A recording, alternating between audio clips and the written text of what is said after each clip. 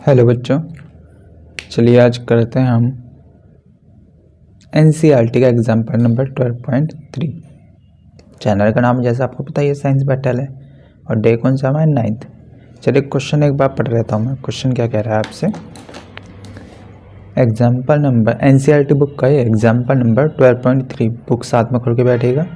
इस पे ए पार्ट क्या दे रखा है इस बुक का, एग्जाम्पल नंबर 12.3 का ए पार्ट दे रखा है resistance of filament.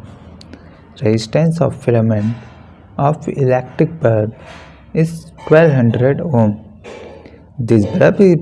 This bulb is connected to 220 volt source. Find the value of electric current that will flow in filament. आपको ये कहा जा रहा है कोई आपका बल्ब है, यहाँ से लिख देता हूँ मैं, सॉल्यूशन आपका स्टार्ट होता है। सॉल्यूशन, आपका कोई बल्ब है, सपोज कीजिए बल्ब आपका कुछ ऐसा है।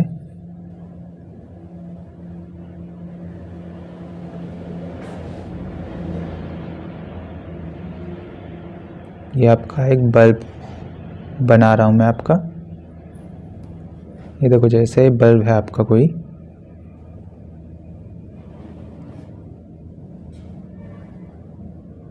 ठीक। अब इसका ये हो गया अंदर का पार्ट,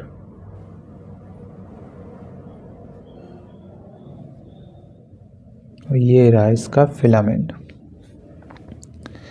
और इसे कर दिया हमने किससे, सप्लाई से कनेक्ट। कोई हमने इसे सप्लाई दी, ये आई एक वायर इससे कनेक्ट होगी और ये गई, ठीक।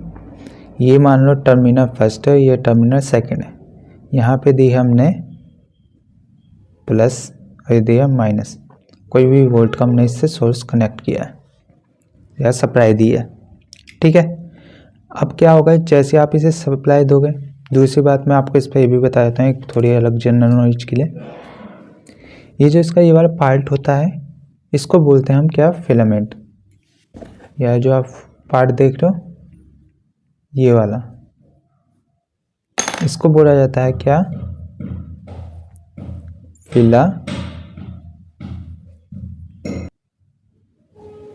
फिलामेंट, ठीक है। जो किसी भी बल्ब का फिलामेंट होता है वो किस मटेरियल का बना होता है, जनरली क्वेश्चन पूछा जाता है, तो इसके साइड में लिख लीजिए। किसी भी बल्ब का जो फिलामेंट होता है वो आपका बना होता है क्या, टंगस्टन का। किसका, टंगस्टन, लिख लीजिएगा साइड में, इंपॉर्टेंट पॉइंट है, ठीक है। अब जैसे इस पर आपने सप्लाई कनेक्ट करी, इस पर सप्लाई आपको दे कितने रखी, देखो आपको resistance of filament of electric bulb is 1200 ohm. This bulb is connected to 1220 volt. मतलब जो ये सप्लाई दी गई थी, कितनी दी गई थी आपको, ये दी गई थी आपको 1220 वोल्ट की, ये वाली सप्लाई, ठीक है। लेकिन मैं बात क्या करी आपसे, अभी ये देखो, ये जो आपको फिलामेंट है ना, फिलामेंट को बोला जा रहा है ये कितना का है, 1200 ओम का है। 1200 ओम का मतलब इसे रेजिस्टेंस बताया जा रहा है। तो क्या मैं इसको ऐसे लिख सकता हूँ, इस बल्ब का ये रेजिस्टेंस है तो मैं इसे ऐसे ड्रॉ कर सकता हूँ, बिल्कुल कर सकता हूँ। यह आई करंट, ये एक है टर्मिनल फर्स्ट, और ये बाहर निकल रही है करंट। जैसे सप्लाई करंट बाहर निकलेगी टर्मिनल सेकंड से, ये सेकंड टर्मिनल, ठीक है। और ये है इसका रेजिस्टेंस जो दे रखा है आपको कितना, 1200 ओम फिलामेंट का रेजिस्टेंस। मतलब इस फिलामेंट को दिखा रहा हूँ मैं, 1200 ओम। डन। आपसे सवाल पूछा ये जा रहा है इस पे जो करंट फ्लो हो रही है वो कितनी हो रही है। देखो बच्चे एक बार बताओ, ये फिलामेंट इसका है, इस पर अच्छा वोल्टेज कितनी लग रही है, जाहिर सी बात है 220 वोल्ट ही लग रही होगी। वोल्टेज कितनी होगी यहाँ पे 220 वोल्ट होगी। कितनी होगी, यहाँ से लेके ये अगर प्लस टर्मिनल है, माइनस टर्मिनल है, ये 220 वोल्ट होगी, कोई डाउट इस बात से? 220 वोल्ट की होगी। बताएं।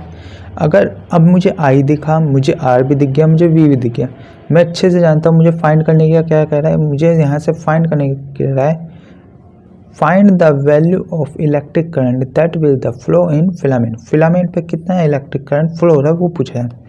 हमारे पास आई है, आर है, वी है। अब मैं अच्छे से जानता हूँ, क्या जानता हूँ, पहले मैं यहाँ पे गिवन भी लिख लेता हूँ साथ में। हमें गिवन क्या क्या था, गिवन हमें जो जो मिला था वो एक बार यहाँ पे रफली लिख लेता हूँ। हमें गिवन मिला था आर कितना था 1200 ओम। हमें गिवन मिला था कितना वी कितना था 220 वोल्ट। हमें अच्छे से पता है, we know that, we know. अब देखो हम अच्छे से खेलेंगे। The relation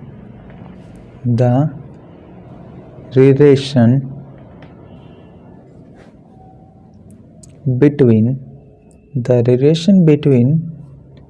we R and I. हमें बहुत अच्छे से पता है वी आर आई के बीच में रिलेशन कौन सा होता है, V equal to I R, V equal to R I बोल दो, चाहे आई आर तो बोल दो, एक ही बात है। अब बताओ यहाँ से रिलेशन में कैसे मिला, ओम के लॉ से पता चला। हमें यहाँ पे ये पता है वी कितना है, वी कितना है यहाँ पे 220 है, 220 रख दिया। हमें ये भी पता है आर कितना है हमारा 1200 है। हमें आई फाइंड करना है, आई फाइंड करना है, आई नहीं पता। ये पोजीशन इधर जाएगा तो डिनोमिनेटर में आ जाएगा इसके, तो मतलब ऐसा हो जाएगा आई इक्वल टू 220 ऊपर आएगा न्यूमरेटर में, इसके डिनोमिनेटर में क्या आ जाएगा 220 के डिनोमिनेटर में, इसके डिनोमिनेटर में आ जाएगा आपका 1200। 0 से 0 कैंसिल होगा और इसे आगे और सॉल्व करोगे, रफली करके दिखाऊंगी आपको सॉल्व। देखो अब इसे अगर सॉल्व करना चाहूँ मैं कैसे कर सकता हूँ, क्या दिख रहा है मुझे 220/120, 220/120, 2 से जाएगा कितने बार 11 बार, ये कितनी बार जाएगा 60, तो 60/11 आया। अब ये बड़ा है तो यहाँ पे 0 लगा कर पॉइंट लगाऊँ, यहाँ एक 0 बढ़ जाएगा।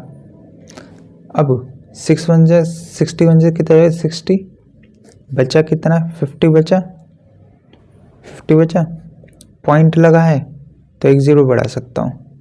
और इसकी मैं इंटू अगर कर देता हूँ, ये मानो 8 जा पे कितना हो जाएगा, 6 से 8 जा कितना होता है, बहुत अच्छे से जानते हैं आप, कितना होता है 48, 0 कितना बचेगा यहाँ से 20 बचेगा, पॉइंट रखा है तो एक 0 और बढ़ा दूंगा।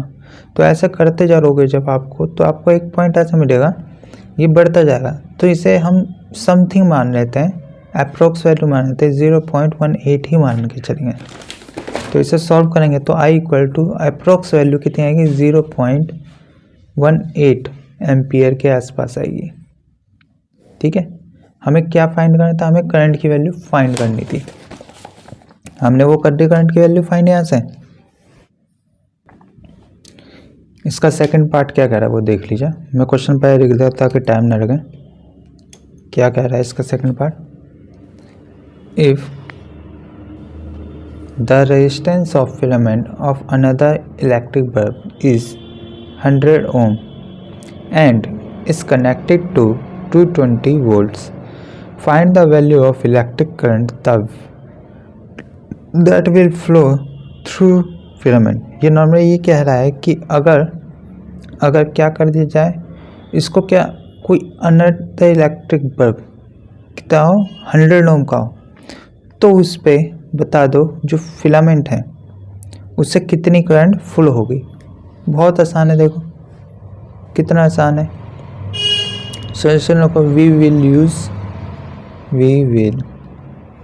यूज़ क्या करेंगे हम, वी आई आर वाला relation, V equal to R I. हमें अच्छे से पता चल गया भैया वी कितना है, यहाँ पे 220 वोल्ट है, 220 वोल्ट रखो भैया।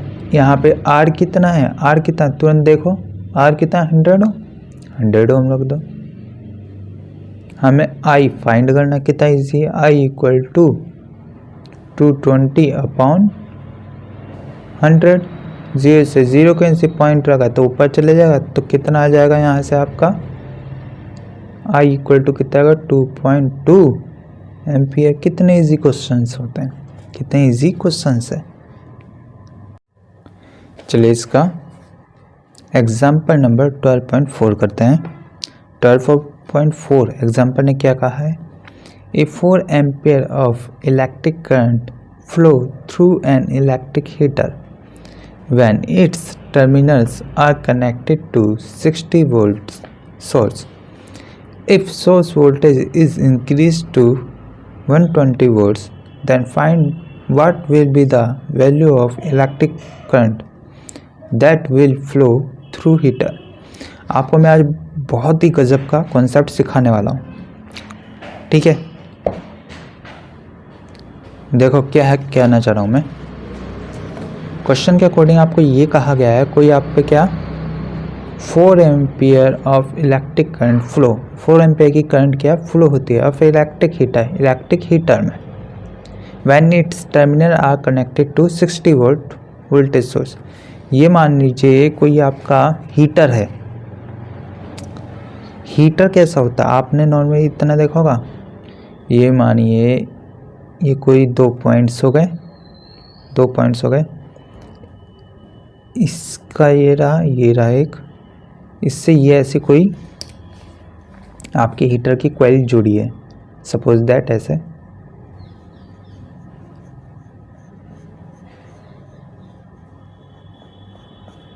देखिए कि ये हीटर की कॉइल ऐसे करके जुड़ी है, ठीक है। और आप इस पे सपोज कीजिए, ये मान लीजिए ये इसका प्लस टर्मिनल है, ये इसका क्या है माइनस टर्मिनल। तो इस पर कोई वोल्टेज सोर्स अगर होगी तो इसी तरीके से सोर्स कनेक्ट होगी। अब ये मानिए इस पे क्या हो रहा है, इस पे आई करंट फ्लो हो रही है, आई करंट फ्लो हो रही है। तो इस पूरे में आई करंट ऐसे फ्लो होगी, फ्लो होते होते होते इधर से निकल जाएगी, ठीक है। अब मैं आज आपको गजब का कॉन्सेप्ट सिखाऊंगा। मैं आपको ये समझाने की कोशिश करूँगा कि जो आपका हीटर है वो हीट कैसे जनरेट करता है, हीटर हीट कैसे जनरेट करता है। अब सपोज़ कीजिए आप ये मान के चलिए आपके पास जैसे कि ये देखिए कोई वो हो पाइप है, आप पे लोहे का पाइप है जिसके आर पार है ना कंचे। कंचे आप जानते हैं, मार्बल जिन्हें बोला जाता है इंग्लिश में, कंचे होते हैं, उन्हें डाल दिया जा रहा है। अगर एक तरफ से उस कंचे को डालोगे तो दूसरे उसके साइड से क्या कंचा निकल जाएगा। अब तो सपोज करो आपने उसे पूरी तरह भर दिया, कंचों से पूरा भरा गया, आपको कंचों से क्या पूरी तरह भर दिया गया, उस पर जगह नहीं है। अब तुमने एक साइड से उसके कंचे डालने की कोशिश करी, चलो तुमने यहाँ से डाल दिया, तो दूसरी साइड से ऑटोमेटिकली एक कंचा बाहर निकल जाएगा, ठीक है। फिर तुमने दोबारा से इधर से कंचा डाला, फिर दूसरे साइड से क्या कंचा दोबारा इधर से निकल जाएगा। तुमने इधर से 2 कंचे डाले तो इधर से भी 2 कंचे निकल जाएंगे। तुमने इधर से कंचे और डाले 2-3, तो 2-3 इधर से निकल जाएंगे। तो कहने का मतलब क्या है, जितने कंचे तुम इधर से डालोगे उतने कंचे इधर से भी निकलते जाएंगे। तो अब इससे समझ में क्या आया, इससे ये समझ में आया कि जिस तरीके से ये हीटर की कनेक्शन हो रखे हैं, इसमें क्या आपको मैंने बताया था इलेक्ट्रॉन्स भरे होते हैं। तो एक इलेक्ट्रॉन अगर इधर से ये पूरी तरह भरा हुआ है, तुमने इधर से इलेक्ट्रॉन दिए तो एक इलेक्ट्रॉन इधर से निकाले, तुमने इधर से 2 इलेक्ट्रॉन दिए तो 2 इलेक्ट्रॉन इधर से निकाले। तो इस तरीके से क्या पता चला, जितने इलेक्ट्रॉन आएंगे उतने इलेक्ट्रॉन जाएंगे भी। तो इससे फ़ायदा क्या हुआ, इससे फ़ायदा ये हुआ जो तुम्हारे कंचे होंगे उसके अंदर कंचे तुम डाल रहे होंगे, वो एक दूसरे से टकरा रहे होंगे। अब इस टकराने से जानते हो क्या होगा, इस टकराने से ये होगा जब वो एक दूसरे से टकराएंगे तो कुछ तो असर करना चाहिए ना, कुछ तो असर करना चाहिए। तो इससे बेसिकली मालूम है क्या असर करता है, जब एक कंचा दूसरे कंचे से टकराता है, एक कंचा दूसरे कंचे से टकराता है, तो एक कंचा जब इससे टकराने में आ रहा है ना, तो ये अपनी कुछ ना कुछ अपनी एनर्जी क्या कर रहा है बेटा, लूज़ करता है, क्या करता है, अपनी कुछ ना कुछ एनर्जी लूज़ करता है। और जब अपनी एनर्जी लूज़ करता है तो होगा ये, जितनी एनर्जी क्या लूज़ करेगा उतनी एनर्जी आगे वाला कंचा जब दूसरे कंचे से टकराएगा वो भी लूज़ करेगा, और जब वो कंचा भी आगे वाले कंचे से टकराएगा तो वो भी लूज़ करेगा। तो इस तरह से क्या एनर्जी लूज़ करने का प्रोसेस चलता है, कभी कोई एनर्जी लूज़ कर रहा है, कभी कोई एनर्जी लूज़ कर रहा है, कभी कोई एनर्जी लूज़ कर रहा है। इससे होगा क्या, इससे होगा ये कि जो एनर्जी लूज़ हो रही है ना, वही एनर्जी जो लूज़ हो रही है वही एनर्जी क्या हीट में प्रोड्यूस हो जाती है, हीट में कन्वर्ट हो जाती है, और वही क्या कराता है, हीट हो जाता है। तो मतलब क्या है, दैट मीन्स क्या पता चला आपको, जो हीट होती है वो क्या एनर्जी ही होती है, लूज एनर्जी को ही हीट कहा जाता है। तो अब देखो जरा इसे पूरे को, इसमें क्या है, इलेक्ट्रॉन्स यहाँ से आ रहे होंगे, इधर से निकल होंगे, इलेक्ट्रॉन यहाँ से आ रहे होंगे, इधर से निकल, इलेक्ट्रॉन यहाँ से आ रहे होंगे, इधर से निकल होंगे। तो होगा क्या, इससे जब इलेक्ट्रॉन इधर से आके इधर से निकलेंगे तो होगा यहाँ पे ये आपके क्या, ये एक दूसरे से इलेक्ट्रॉन्स टकरा के इस हीटर की कॉइल को क्या कर देंगे, गर्म कर देंगे, हीट कर देंगे, और वही हमारा क्या हीटर का वर्क करेगा एक तरीके से। अच्छा एक बार बताओ जनरली क्या समझ में आई आपको यहाँ से बात, आपको यहाँ से क्या तीसरी बात समझ में आई कि भैया हमारी ये हीटर कैसे हीट प्रोड्यूस करता है। अच्छा अब जो ये हीटर आपका होता है ना, इस पर एक और बात जानो, इस हीटर के अंदर ऑटोमेटिकली क्या कुछ ना कुछ अपना रेजिस्टेंस होता है। क्या होता है बच्चा, इसका अपना एक रेजिस्टेंस होता है हीटर का।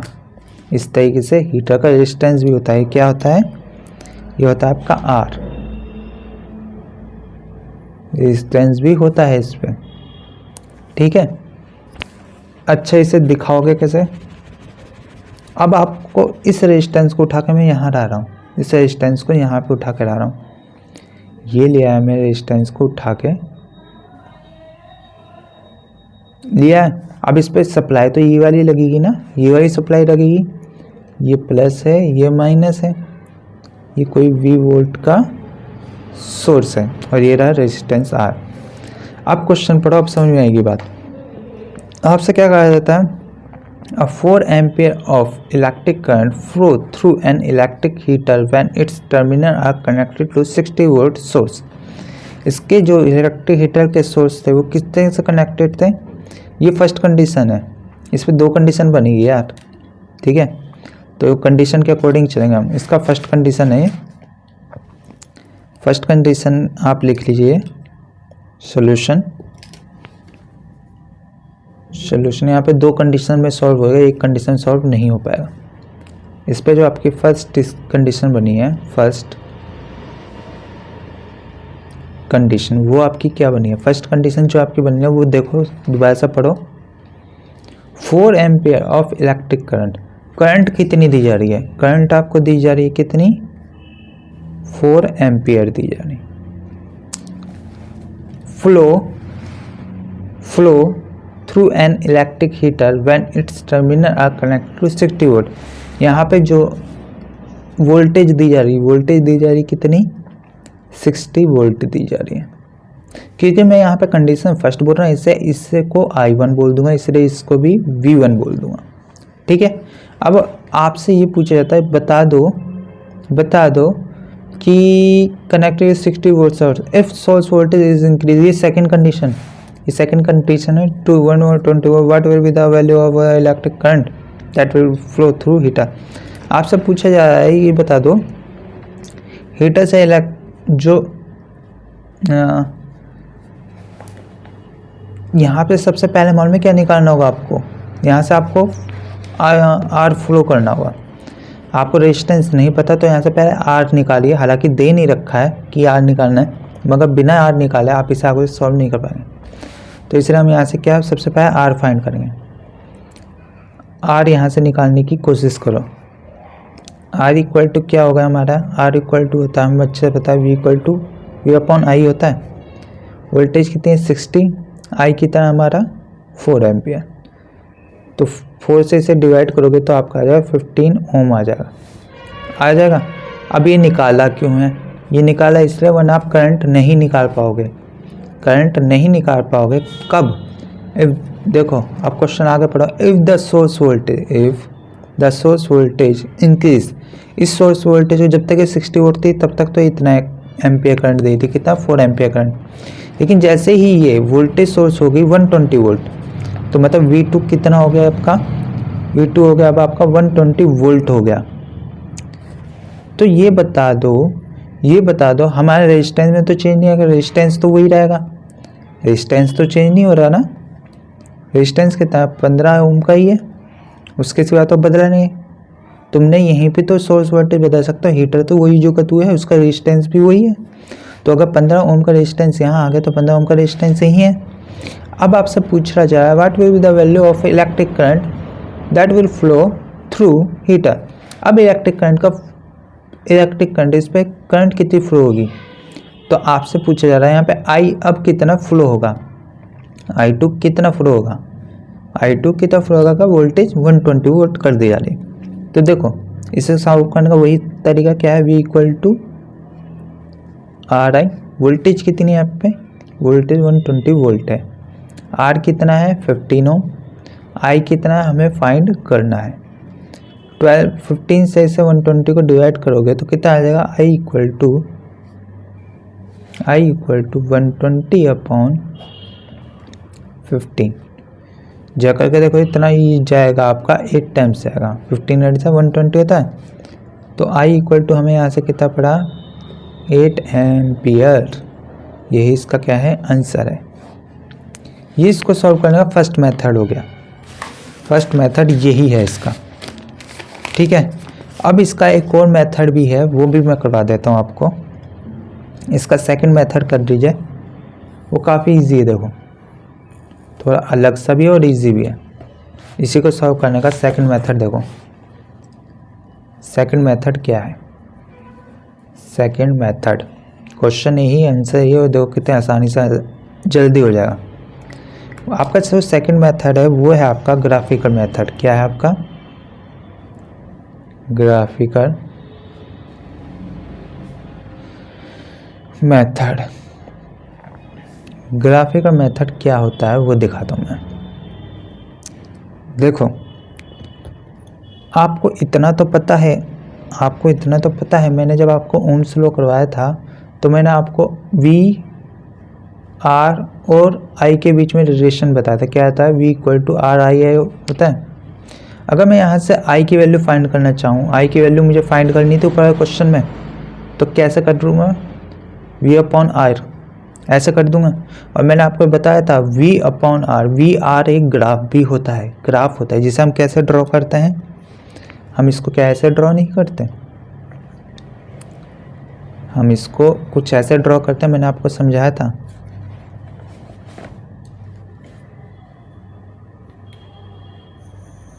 ये मैंने VI ग्राफ ड्रॉ किया है जिसपे ये वाला पोर्शन क्या होता है आपका V, ये वाला पोर्शन क्या होता है आपका I, ठीक है। अब आपसे अगर ये कह दिया जा रहा है, आपसे ये कह दिया जा रहा है कि आपके V पे क्वेश्चन के अकॉर्डिंग स्टार्टिंग में देखो आप पे जब 4 एम्पियर करंट हो रही थी, 4 एम्पियर करंट हो रही थी तो कितने वोल्टेज हो रही थी, 60 वोल्ट हो रही थी। तो ऑटोमेटिकली आपको क्या पता चल रहा था यहाँ पे, जब करंट की तरफ मैं गया 4 एम्पियर पे, सपोज करो ये 4 एम्पियर है, सपोज करो ये 4 एम्पियर है, तो होगा क्या, वोल्टेज पे कितना जाना पड़ेगा 60 वोल्ट। सपोज करो ये 60 वोल्ट है, 60 वोल्ट, ग्राफ बड़ा बनेगा वरना ग्राफ में आप बनाओगे तो ये 4 एम्पियर गए और इस पे 60 वोल्ट पे आ गए, तो इनके बीच में जो रेजिस्टेंस हो वो कितना होगा तुरंत पता चल जाएगा हमें। इनके बीच में अगर हम रेजिस्टेंस निकालना चाहें तो कितनी आसानी से निकाल सकते हैं, ये बीच में एकदम स्लोप सीधा जाता है, तो हम कितनी आसानी से यहाँ से फाइंड कर सकते हैं, हम कितनी आसानी से यहाँ से रेजिस्टेंस फाइंड कर सकते हैं। इनके बीच में कितना एंगल होता है, थीटा एंगल होता है, ठीक है। तो यहाँ से हम आराम से फाइंड कर सकते हैं tan theta, tan theta equal to क्या होगा आपका V अपॉन I होगा। जो ये tan थीटा है, ये tan थीटा एक्चुअली में होता है आपका R, क्या होता है R होता है। V कितना है, V आपको सीधा दिखा, वोल्टेज कितना है 60, I कितना है आपका 4, कितना आ जाएगा 15 ओम, क्योंकि R ये tan थीटा ही क्या है R है, 15 ओम आ गया। अब अगर मैं इसको क्या बढ़ा के सपोज करो 4 एम, अब इसको ही देखो, आपको सेकंड पार्ट इस पे कह दे देगा, तो आगे कहते हैं अगर इसको वोल्टेज को 120 वोल्ट किया जा रहा है, कितना किया जा रहा है 120 वोल्ट किया जा रहा है, वोल्टेज को कितना किया जा रहा है बच्चे यहाँ पे 60 का 2 टाइम्स किया जा रहा है, मतलब 120 वोल्ट किया जा रहा है। तो जाहिर सी बात है करंट भी क्या हो जाएगी, इसकी डबल हो जानी चाहिए थी, लेकिन हम अभी सपोज करेंगे हमें नहीं पता, हमने ये फाइंड कर दिया। देखो ये जो यहाँ पे रेजिस्टेंस आया था कितना आया था, ये तो रेजिस्टेंस यहाँ पे 15 ओम तक निकल गया था। ये देखो ये सीधा स्ट्रेट बनना चाहिए, तो यहाँ पे हमें करंट की वैल्यू फाइंड करनी है। करंट कितना होगा, हमें इतना पता है वोल्टेज 120 है, वोल्टेज 120 है, तो हम वही अपने आइडेंटिटी लगाएंगे tan theta equal to V upon I होगा, जिस पे वोल्टेज कितना कर दिया जा रहा है, इस बार 120 किया जा रहा है, 120 किया। tan थीटा की वैल्यू कितनी है आपको ने अभी फाइंड करी R यानी 15 ओम, I आपको फाइंड करना है यानी X फाइंड करना है, तो X इक्वल टू कितना है 120 अपॉन 15, तो X यानी X और I एक ही बात है, कितना आ जाएगा 8 एम्पियर, 8 एम्पियर। तो यहाँ पे कितना आएगा, यहाँ पे आ जाएगा आपका 8 एम्पियर। ठीक है, कितना इजी था सेकंड मेथड ज़्यादा इजी मानता हूँ मैं, सिर्फ ग्राफ पता होना चाहिए। आज के लिए इतना ही इनफ रखते हैं, बहुत लंबी की कॉन्सेप्ट आज मैंने सिखा दिया, इसे 2-3 बार रिवाइंड करके देखिएगा वीडियो को, आपको बहुत अच्छे से समझ आएगा। चलिए नेक्स्ट क्लास में मिलते हैं।